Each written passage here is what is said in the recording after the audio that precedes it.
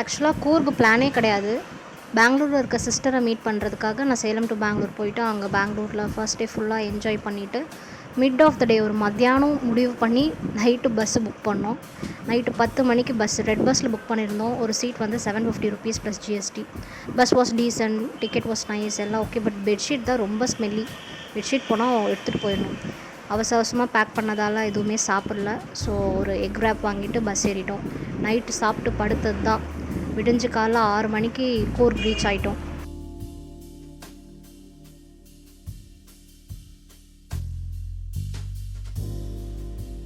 போயிட்டு முதல்ல rental bike எங்கே கிடைக்கும் அப்படின்னு கேட்டு போய் முதல்ல ஸ்கூட்டரை புக் பண்ணோம். ஒரு நாளைக்கு 600 சார்ஜ் பண்ணானுங்க. வீடியோ ப்ரூஃப்லாம் எடுத்து கொடுத்துட்டு இந்த வீடியோ வந்து சப்மிட் பண்ணோம். அப்போ தான் போன மாதிரியே வண்டி வருதான்னு செக் பண்ணுறதுக்காக இந்த வீடியோ. வண்டி எடுத்துகிட்டு நேராக ரூம் போயிட்டு ஃப்ரெஷ் ஆகிட்டு ஒரு குட்டி தூக்கட்டத்தை போட்டு 10 மணிக்கு வெளியே வந்து பார்த்தா ஊரே இப்படி தான் இருக்குது. இதில் எங்கே போய் ட்ரிப் ஜாயின் பண்ணுறது? எப்படி 10 மணிக்கு ஊர் இப்படி இருந்தால் எப்படி என்ஜாய் பண்ணுறது? எப்படி போய் எல்லா பிளேசஸ் பார்க்கறதுனே தெரில. அப்படியே ஸ்கூட்டர் எடுத்துகிட்டு ஒரு இடத்துல போய் சாப்பிட்ற வீடியோ எதுவுமே வராது. ஏன்னா விலாக்லாம் பிளான் பண்ணல. ஸோ அப்படியே அந்த ஃப்ளோவில் எடுத்த வீடியோஸ் இதெல்லாம். விலாக் பண்ணணுன்னு முந்தானே தான் தோணுச்சு. ஸோ இது ஆகஸ்ட்டில் எடுத்த வீடியோஸ் இதெல்லாம். ஆனால் கூரில் என்னென்னா இதே மாதிரி சில்னஸ் டே ஃபுல்லாக இருக்காது. இதை ஏன் ஸ்காட்லாண்டுன்னு சொல்கிறாங்கன்னா ஒரே நாளில் 4 சீசன்ஸ் வரும். மத்தியானம் வெயில் அடிக்கும், சாயங்காலம் மழை பெய்யும், காலையில் மிஸ்டாக இருக்கும், இந்த மாதிரி இருக்கும். ஃபஸ்ட்டு நாங்கள் போன இடம் வந்து ராஜா சீட். இது வந்து ஒரு பொட்டானிக்கல் கார்டன் கலந்து ஒரே ஒரு வியூ பாயிண்ட் மட்டும் இருக்கும். ரொம்ப ஹாட்ஸ்பாட் ஏரியாலாம் இல்லை, சும்மா ஒரு பார்க் மாதிரி. பட் வியூ பாயிண்ட் வந்து வர்த்து, நீங்கள் தாராளமாக போய் பார்க்கலாம்.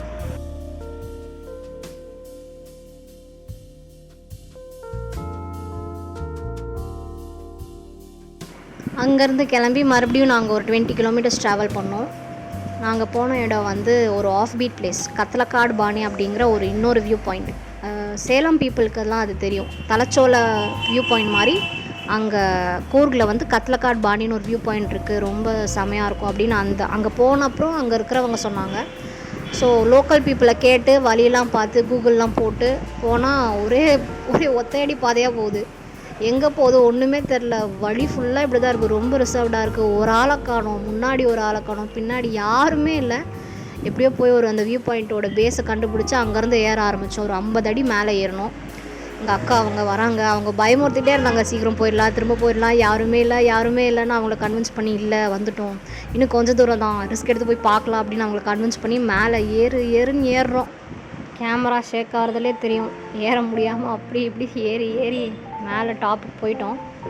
மேலே போனால் ஏற்காடு தலைச்சோரையெல்லாம் சும்மா அதை விட 10 மடங்கு ஒரு பெஸ்ட்டான வியூ பாயிண்ட். மேலே போயிட்டு 360 டிகிரி எடுக்கிறப்ப தான் எங்களுக்கே தெரியும் இது ஏன் வந்து லோக்கல் பீப்புள்ஸ் வந்து சொன்னாங்கன்னு.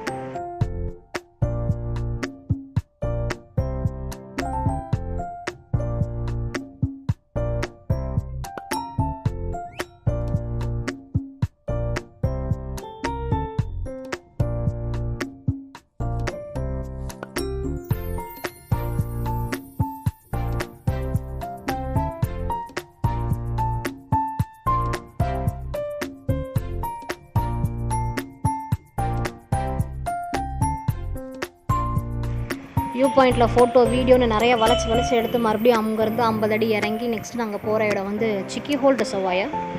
போகிற ரூட் எல்லாம் இப்படி தான் இருக்கும். மிஸ்ட்டாக இருக்கும், ஆனால் திடீர்னு பார்த்தா வெயில் அடிக்கும். ஸோ கன்ஃபியூஸ் ஆகிடாதீங்க. அந்த ஊர் கிளைமேட் அப்படி. அங்கங்கே நிறைய வாட்டர் ஃபால்ஸ் இருக்குது.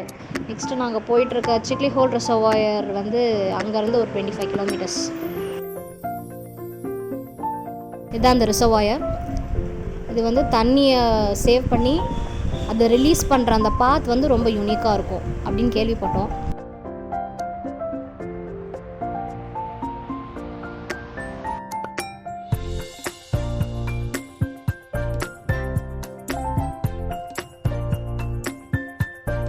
இதுதான் அந்த இடம். இதை லோக்கல் பீப்புள் வந்து குட்டி நயாகரான்னு சொல்கிறாங்க. பார்க்கவே அவ்வளோ மெஸ்மரைசிங்காக இருக்கும். அதை ரியலாக போய் கேட்குறப்ப சவுண்டோட சூப்பராக இருக்கும். ஸோ 2 வீலர்லேயே உங்களால் கூர்க் வந்து பார்க்க முடியுமானா தாராளமாக பார்க்கலாம். ஆனால் என்ன ஒரு விஷயம்னா இந்த மாதிரி தான் ஒரு பிளேஸ்லேருந்து இன்னொரு பிளேஸ்க்கு 20 kilometers 50 kilometers மினிமம் வருது. எனக்கு அதெல்லாம் இஷ்யூ இல்லை. நான் ட்ராவலிங்கில் எனக்கு பைக்கில் இருந்தால் தான் பிடிக்கும், ஸ்கூட்டியில் இருந்தால் தான் பிடிக்கும். விண்ட் ஆன் மை ஃபேஸ் இந்த மாதிரி கேட்டகரினா நீங்கள் தாராளமாக 2 வீலரில் போகலாம். எங்களால் முடியுது. நாங்கள் நிறைய ஆஃப் பீட் பிளேசஸ் தான் செலக்ட் பண்ணி போகிறோம். அதுவும் நான் சொல்லிடுறேன். தலக்காவரே ஃபால்ஸ்னு ஒரு ஸ்பாட் இருக்குது, அதை நாங்கள் போகல. அது எல்லோரும் அங்கே தான் போவாங்க. துபாரே வந்தோம், ஆனால் சீக்கிரம் வந்துட்டோம். யானைங்கெல்லாம் குளிக்கிறதுக்கு முன்னாடியே வந்துட்டோம். ரொம்ப ஏர்லியாக கிளம்பி வந்ததால் மிஸ் பண்ணிட்டோம். பட் நிறையா ஃபோட்டோ வீடியோஸ் மட்டும் எடுத்துகிட்டு அங்கேருந்து கிளம்பிட்டோம். ஏன்னா இப்போவே மணி 6. இதுக்கு நடுவில் சாப்பிட்றதெல்லாம் நாங்கள் எடுக்கல. ஏன்னா ஏற்கனவே சொன்ன மாதிரி நாங்கள் vlogக்காக இதெல்லாம் நான் பண்ணல. நான் சும்மா என்னோடய ஃபோனில் டாக்குமெண்ட் பண்ண வீடியோஸ் இதெல்லாம்.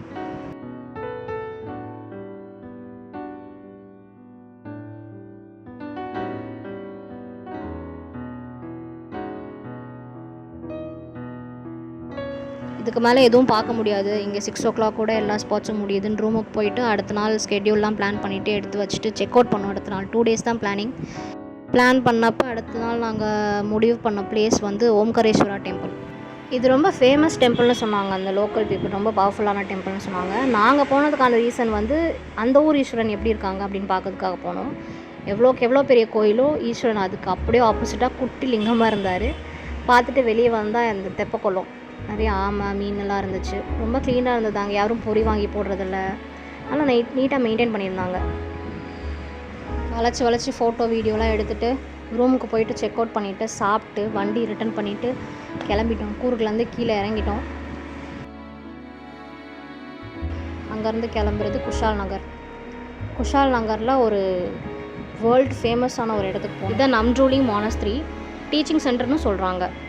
புத்திஸ்ட் மாங்ஸ் இருக்காங்களா, அவங்க கிட்ஸு அதாவது 5 years to 15 yearsக்கு அந்த சாண்டிங்கும் மந்திரமும் சொல்லி கொடுக்கறதுக்கான டீச்சிங் சென்டர் இது. இந்தியா ஃபுல்லாக இந்த மாதிரி நிறைய இடத்துல இருக்குது. கூர்கில் இருக்க இந்த இடம் நம்ட்ரோலிங் மானஸ்திரி தான் வந்து இந்தியாவில் இருக்க அத்தனை டீச்சிங் ஸ்கூல்ஸ்க்கும் ஹெட் குவார்ட்டர்ஸ்னு சொல்கிறாங்க. கிட்ஸ் ஒரு 500 பேருக்கு மேலே ஒரே இடத்துல உட்காந்து படிக்கிற மாதிரி ஒரு அட்மாஸ்ஃபியர். சென்டரில் இருக்கிறது ஒரு 60 அடி புத்தர் சிலை. இவங்க எல்லாருமே வந்து ஒரு ட்ரம்ஸை வாசிச்சுட்டு எல்லோரும் சேர்ந்து ஒரு மந்திரம் ஓம் அதை ஃபாலோ பண்ணி ஒரு 5 வேர்சஸை வந்து சொல்லிவிட்டு கையில் ஒரு பெரிய புக் வச்சுருக்காங்க. அதை டெய்லி கம்ப்ளீட் பண்ணுவோமா. இதுதான் அவங்களோட டெய்லி ஸ்கெட்யூல்.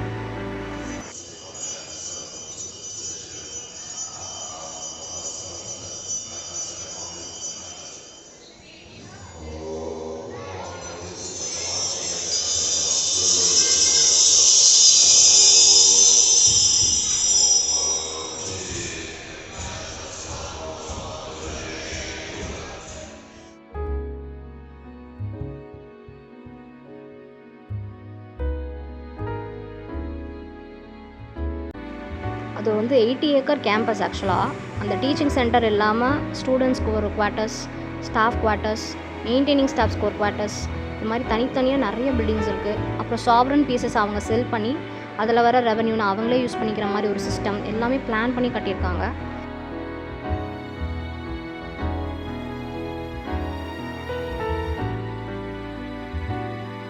நாங்கள் எடுத்த ஒரே ஃபுட் வீடியோ இது தான். இது வந்து அவங்களோட ட்ரெடிஷ்னல் ஃபுட்டுன்னு சொன்னாங்க. இது பேர் துக்பான்னு சொல்கிறாங்க. நம்ம கொரியன் ராமன் வந்து திக்காக இருந்தால் இப்படி தான் இருக்கும். ஒரு மாதிரி சூப்பியாக வெஜ்ஜீஸ்லாம் போட்டு செம்மையாக இருந்துச்சு. நல்லா சாப்பிட்டு அங்கேருந்து மைசூர் கிளம்பியாச்சு. குஷால் நகர் டு மைசூர் போயிட்டுருக்கோம். Mysore to Bangalore train book பண்ணிட்டோம். ஏற்கனவே கிளம்புறப்பே புக் பண்ணியாச்சு. ஸோ அங்கேருந்து பெங்களூர் போயிட்டு சிஸ்டர் ட்ராப் பண்ணிவிட்டு நான் சேலம் ரீச் ஆகணும். இதுதான் பிளான். இதுதான் மைசூர் டு பெங்களூர் ட்ரெயின். மொத்த ட்ரெயினும் ஃபுல்லாக இருக்குது. உட்கார இடம் இல்லை. எங்கள் சீட்டில் நாங்கள் படுக்கவே இடம் இல்லை. யாரும் உட்காந்துருந்தாங்க. உட்காந்து தான் வந்தோம். தேங்க்யூ ஃபார் வாட்சிங்.